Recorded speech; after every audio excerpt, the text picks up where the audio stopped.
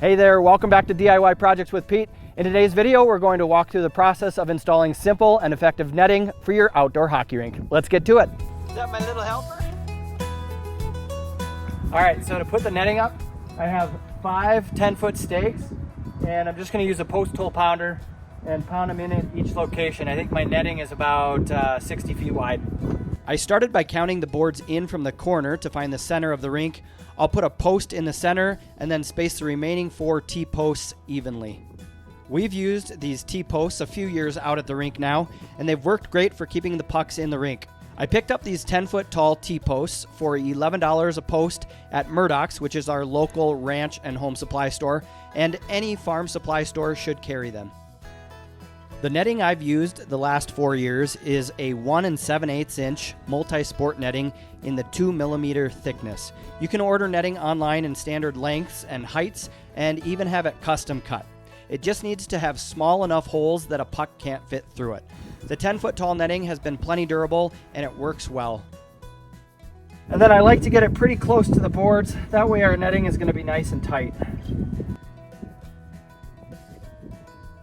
Use a post pounder to put the T-posts in. The first T-post is filmed without being sped up, so it shows that they can be put in quickly. I'd recommend wearing hearing protection and be ready for a little arm and shoulder workout.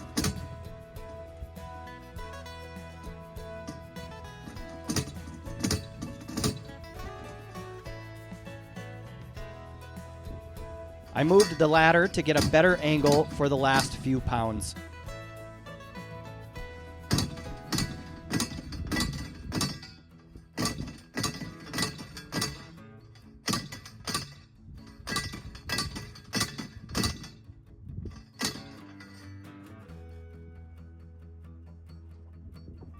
When you're installing the T-posts, do your best to get them as straight or plumb as you can so they look good, and I'd recommend getting it deep enough to cover the anchor plate of the T-post.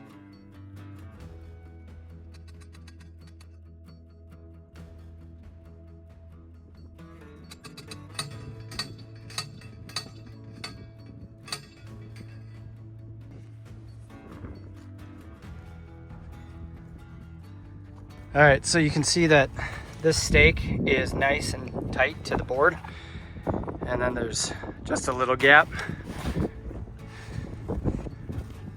Same here. Now this board actually will push back a little bit once it's filled with water, but then the rest are just kind of nice and tight to the boards. Here you can see the anchor plate of the T-post buried. To give the T-posts a more professional look, I picked up 6-foot tall pipe insulators that fit over the T-posts, and the size I got is designed to fit over 1 1/4 inch diameter pipe.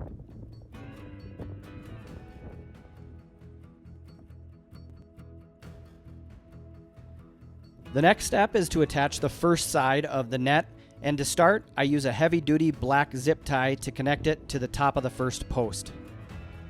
You'll want the netting on the inside of the T-posts to minimize the gap between the netting and the top of the boards, so go ahead and put the rest of the netting inside the rink. Then I pulled the netting tight and used a zip tie at the top of each T-post. We'll go ahead and add 2 or 3 more zip ties to each post once the top of the netting is up and pulled tight, and just make sure it doesn't sag too much. I'm adding a couple zip ties lower on each post to secure the netting. Go ahead and roll up any excess, and the same netting was used when we had 18-inch tall boards for years 1 through 3 of our rink, so it's taller than we really need.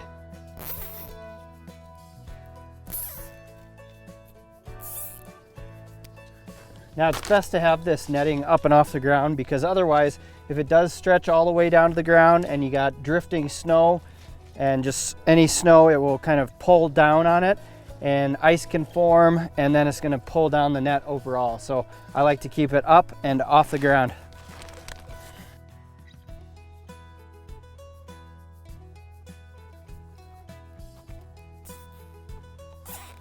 Then you can just clip off the ends there, and it looks nice and clean.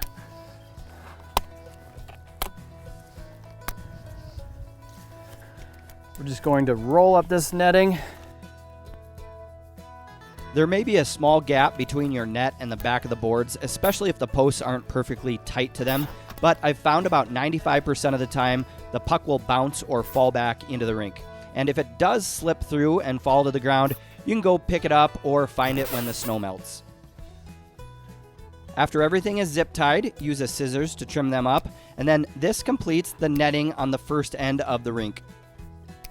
Moving on to the far side, I measured to replicate the same post spacing as the other end, and then started pounding in each post.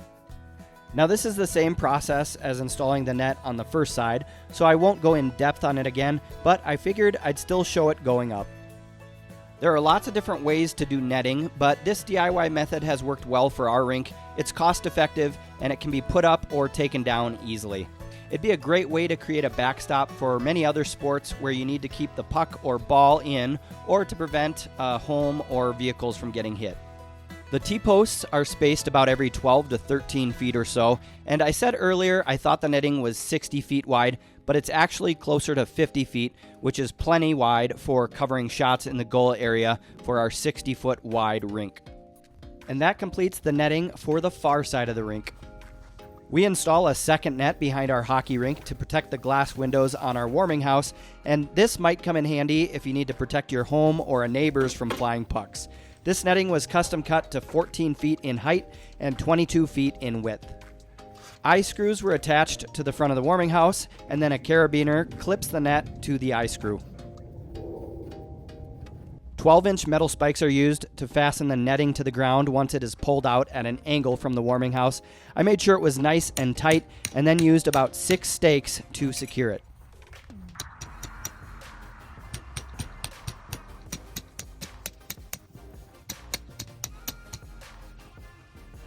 Hockey pucks don't make it over the 10-foot rink netting that often, but when they do, the warming house has its second line of defense.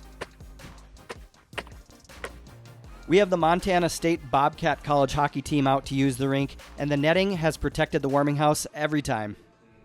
Once the season is over, taking down the netting is simple. Just remove the boards and then use a scissors to clip the zip ties and pull down the netting. The T-posts generally can be removed pretty easily in the spring if the soil's damp. And once removed, store them and use everything again next year. All right, thanks so much for tuning in. I hope today's video was helpful. If you're interested in checking out some of the other outdoor hockey related videos, you can find a playlist on the channel, and one of the upcoming videos will be of how to do under ice LED lighting. Thanks again for watching. Cheers from Montana.